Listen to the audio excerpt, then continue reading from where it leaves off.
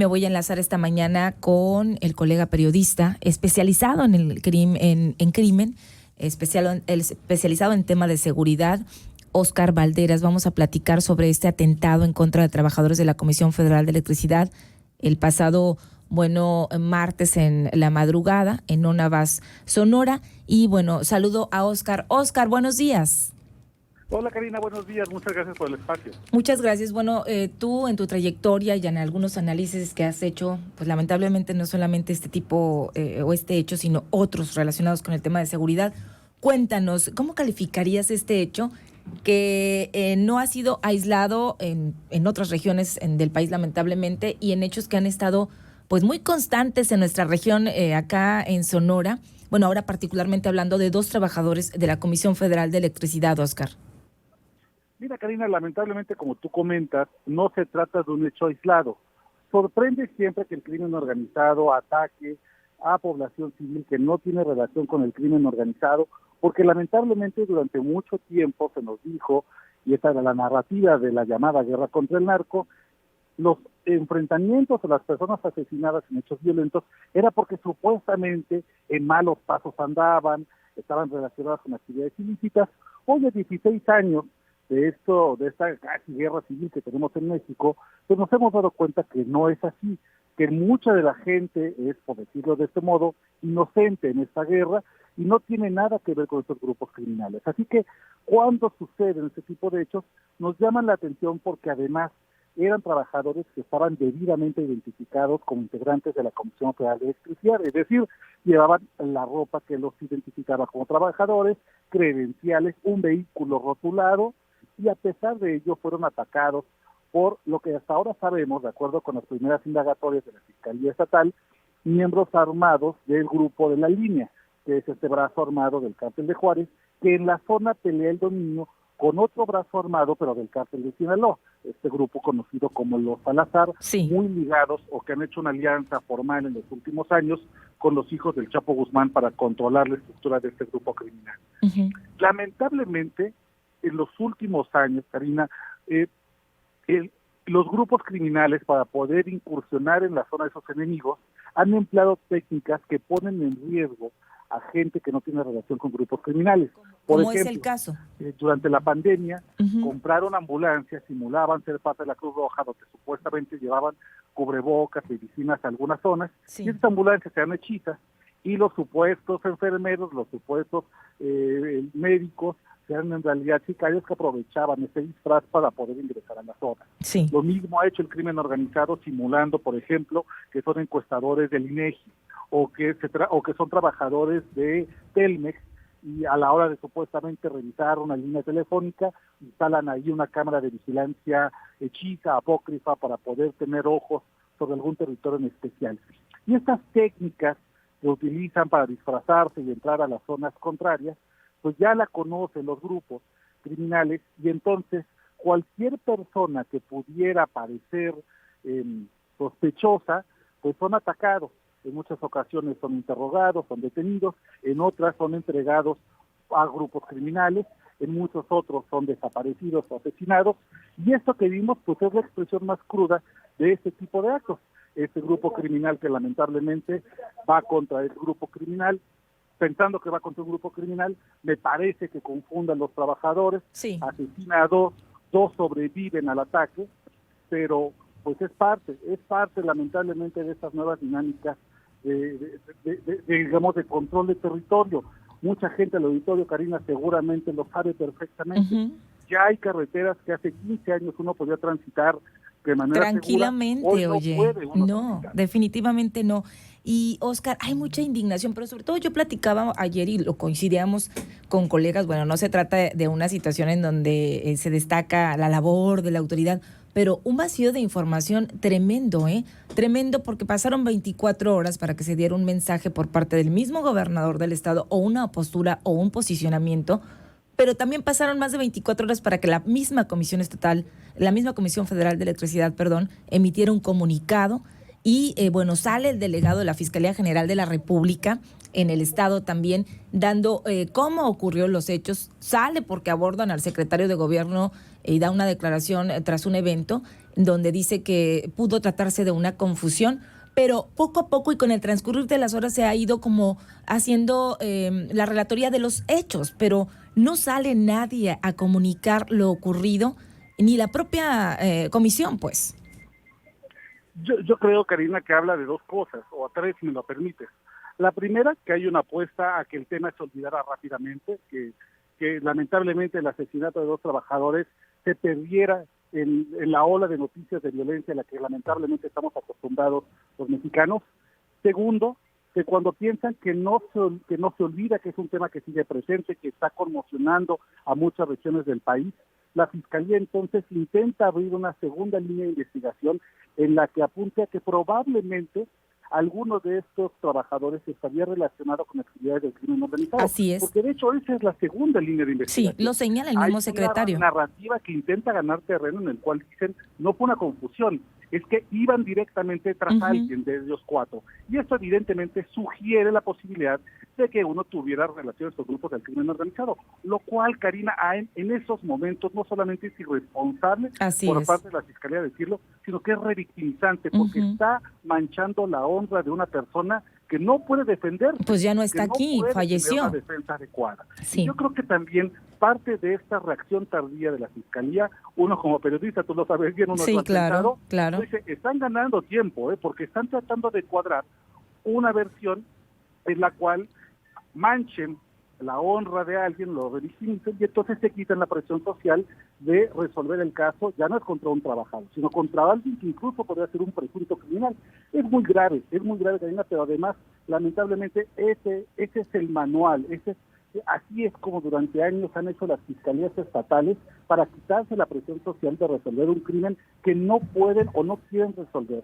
Porque la zona donde ocurrió es muy conflictiva. Es muy conflictiva y bueno, estamos hablando de promoción turística, en el estado estamos hablando de inversiones, estamos hablando de cuestiones económicas y bueno, lo que sí no se puede es tapar el sol con un dedo, Oscar. Ayer nos llamaba la atención como a la 1:00 p.m, cerca a la 1:00 p.m, la misma fiscalía manda una publicación en donde dice, desde el momento en que se tuvo conocimiento de la agresión en la región de Ónavas a trabajadores de la comisión, la Fiscalía de Sonora apoyó con personal de servicios periciales a la instancia investigadora de la Delegación Fiscalía General de la República. Pero esto involucra a todos, ¿eh? Yo te decía, vacío de información desde la propia Fiscalía, aunque el caso lo lleve o lo investigue la Fiscalía General de la República, hay también responsabilidad de la Fiscalía. La única dependencia que sale y es la que comunica el hecho de la misma Secretaría de Seguridad Pública, pero es la alcaldesa de Ónavas, del municipio, la que dice, bueno, ellos salieron de aquí a las 10 de la noche, a través de una persona nos enteramos, me avisaron y es como que llamamos a emergencias,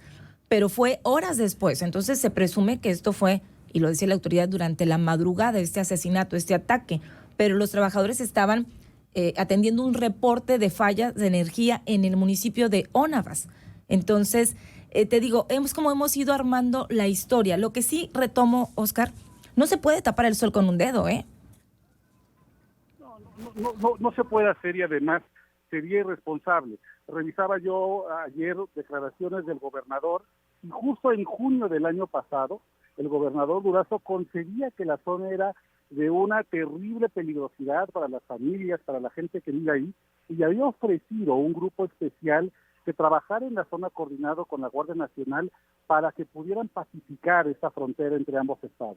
Sí. Lamentablemente, a un año de esas declaraciones que fueron retomadas con mucho optimismo, no hay después, en un seguimiento monográfico, algún registro de que ese grupo especial en coordinación con la Guardia Nacional haya tenido una acción, un operativo, algo que pudiera hacernos sentir que efectivamente se constituyó y que está operando en la zona. Pero mientras esa zona no hay un vacío del Estado, quienes sí están tomando acción son los grupos criminales. Es lamentable que un día sí y otro también conozcamos sobre actos violentos, sobre extorsiones, secuestros, cobro de derecho de piso, tráfico de migrantes indocumentados, tráfico de armas en esa zona. Y además es terrible porque ninguna de las estrategias de seguridad, ni las locales ni las federales, están respondiendo.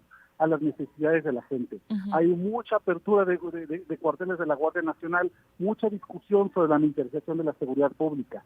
Pero eso es un debate, Karina, que me parece que se Sí. queda en lo alto, Sí. en la vida cotidiana de la gente, en lo que realmente les importa, que en un hecho violento puedan tomar el teléfono, llamar a una línea de emergencia, la denuncia, y la autoridad se presente en ese momento.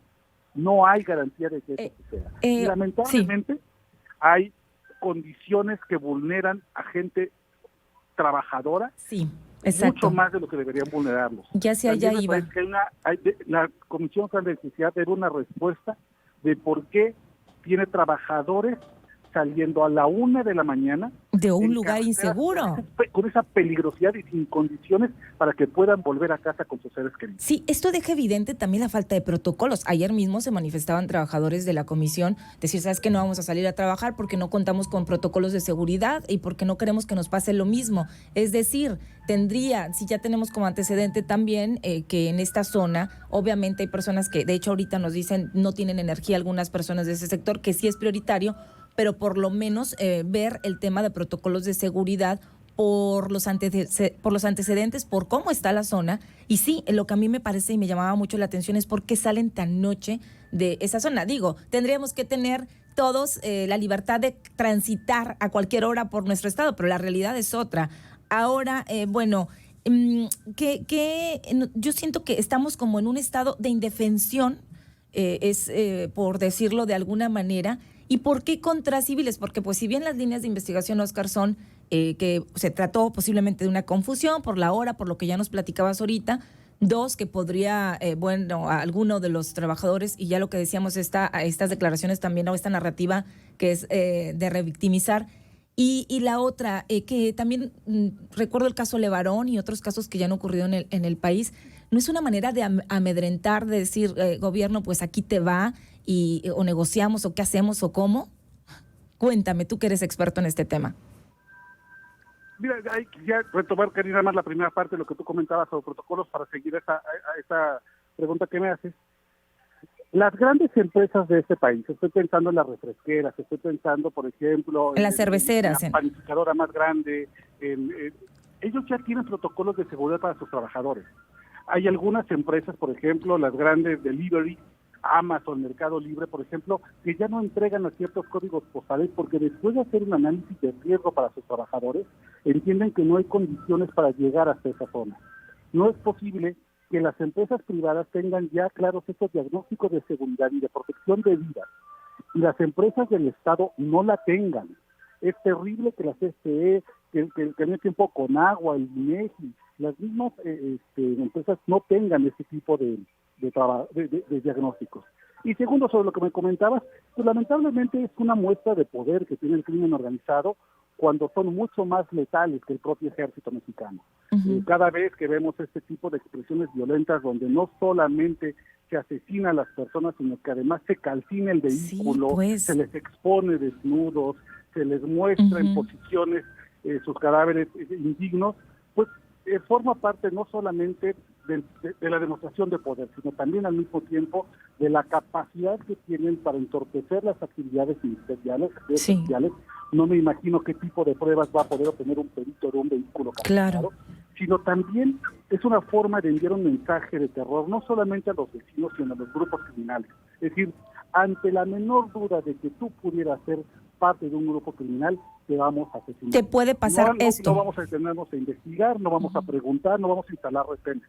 Si vemos a alguien, 4 hombres, como es el caso de los trabajadores de CFE, en un vehículo a la 1 de la madrugada por caminos que los grupos criminales consideran que son suyos y no del Estado y no de la población, te vamos a asesinar. O sea, mensaje de terror, es un mensaje de terror. Tiene mucho que ver con la narrativa que tienen esos grupos y lamentablemente es una narrativa que está ganando terreno. Esta narrativa, y ya por último, Oscar, que lamentablemente dices está ganando, la relacionas o tiene, decíamos en días pasados o en semanas, que si llegaba a Sonora o podría registrarse hechos violentos como los que vimos y repetitivos en Guanajuato, en Jalisco, en Chihuahua, en Tijuana, ¿se podrían compararse o ser parte de los mismos hechos que ya vimos o compararse con estos hechos que ya vimos en otras partes? Digo, no es el caso de tiendas autoservicio y no es están bajando agentes, pero es como la misma línea, ¿no? La misma narrativa, generar temor, amedrentar. Claro, mira, el juez Giovanni Falconi, ese gran constitucionalista emblema de la lucha antimafia en Italia, tenía una frase que a mí me parece que resume muy bien lo que estás comentando. Giovanni Falconi decía: la arrogancia del crimen organizado es del tamaño de la ausencia del Estado. Y el que el crimen organizado pueda realizar ese tipo de actividades, que las vemos en Sonora, las vemos en Chihuahua, las vemos en Guanajuato, las vemos en Jalisco, las vemos en Zacatecas, las vemos en Guerrero, las vemos en Tamaulipas, las vemos en el estado que tú nombres, te habla de la ausencia del Estado. Te habla de un estado de cartón, de una presencia del Estado que en realidad es de papel, frente a las balas del crimen organizado que sí están haciendo un acto de presencia en zonas del territorio mexicano donde está la gente más vulnerable. Yo creo que sí es parte de lo mismo. Hay una estrategia de seguridad que no está disuadiendo a los grupos criminales a actuar, no los tiene preocupados, por ejemplo, que la Guardia Nacional se sume a la Sedena. No veo preocupación por parte de las grandes empresas criminales de que en los últimos 2 años vaya a cambiar la estrategia federal y ahora sí vayan tras ellos. No le veo que le teman tampoco ni siquiera los grupos especializados, por ejemplo, de la Marina, que en sexenios anteriores llevan a cabo los operativos más exitosos contra las estructuras criminales más escurridizas. Es parte de eso, Karina, lamentablemente. Sí. Ante la ausencia del Estado, lo que vemos es el crimen organizado, no solamente ya violento, sino además arrogante. Sí, interesante lo que citas. Yo te pediría nada más por último un momento, me parece sumamente importante lo que estás compartiendo, Óscar, en un minuto. ¿Qué tendría que hacer el Estado después de estos hechos? Sabemos lo que tendría que hacer y mejorar también la Comisión Federal de Electricidad u otras empresas privadas también. Pero, ¿qué le compete al Estado y qué tendría que hacer para garantizar y dar seguridad, pero sobre todo, bueno, certidumbre a la población de ese sector, pero sobre todo al resto de los sonorenses? Mira, yo veo que hay 3 salidas que además, de acuerdo con experiencias internacionales, funcionan bien para un contexto como el mexicano. Porque luego queremos traer recetas importadas de Estados Unidos o de países europeos que nada tienen que ver con nuestra cultura. Pero creo que sí hay 3 muy latinoamericanos con los que podemos apoyarnos. El primero es formar policías de investigación. En México, lamentablemente, a uno le roban el espejo del coche, uno es víctima de algún crimen, y lo primero que exige la autoridad es ve a poner una denuncia. Y entonces alguien en una fiscalía se encarga de investigar ese delito. Pero, lamentablemente, quien realmente tiene el pulso de lo que pasa en la colonia no es la fiscalía, es la policía. Ese es uniformado que está en tu calle, que está en tu colonia, que conoce la dinámica social, es quien tiene todas las herramientas para poder resolver un crimen. En México, nuestras policías no investigan, investiga la fiscalía. Es importante cambiar a un modelo de reforma policíaca para que se amplíen las facultades de investigación. Ese es uno. Segundo, reforzar la parte de la unidad de inteligencia financiera e ir como un objetivo prioritario tras las finanzas de los grupos criminales. Muy bien el decomiso de drogas, muy bien muchos detenidos, pero eso no sirve de nada si no les estamos incautando cuentas bancarias, inmuebles, si no estamos congelándoles cuentas en paraísos fiscales, porque entonces esa droga y esos detenidos no sirven de nada. Mañana consiguen más droga y mañana consiguen en un pueblo, en algún campo, gente a la que pueden reclutar de manera forzada y entonces eso se vuelve como querer acabar con las moscas de la casa pero con la ventana abierta. Sí. Y tercero, que me parece que también es podemos empezar a explorarlo, es dejarnos ya de estas ridículas divisiones de el gobierno federal solo investiga el crimen organizado y los delitos del Foro Común solamente los puede ver los gobiernos estatales o los municipales. En vez de hablar de separación de funciones, tenemos que empezar a hablar de coordinación de funciones.